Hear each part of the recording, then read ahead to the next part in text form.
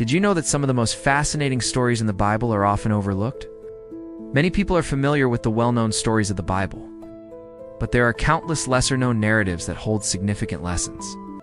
Hello, my friends, and welcome back to the channel. If you're new here, welcome to Faith Divine TV. In this video, we'll explore the untold stories of the Bible that reveal deeper meanings and insights into faith. Now, let's uncover these hidden gems together.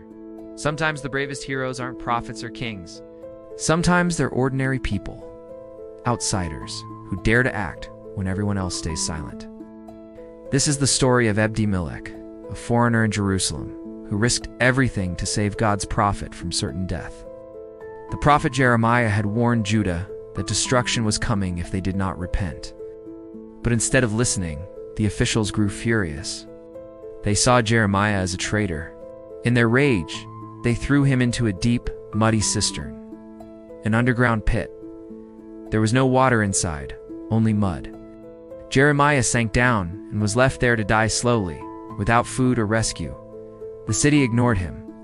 The leaders washed their hands of him, and Jeremiah's voice of truth seemed silenced forever. But one man couldn't ignore what he saw. His name was Ebed-Melech. He wasn't an Israelite. He was an Ethiopian servant in the king's palace. A man with no power, no influence, and no reason to speak up. Yet his heart was stirred with compassion.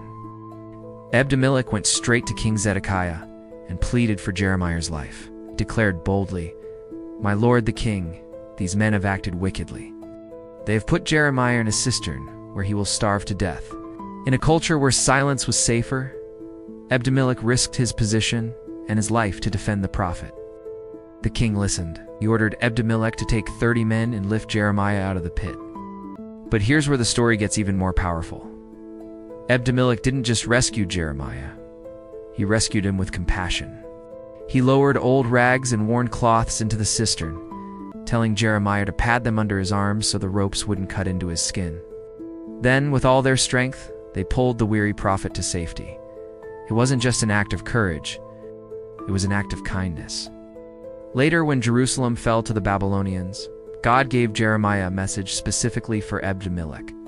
The Lord said, "Because you trusted in me, I will surely rescue you. You will not fall by the sword.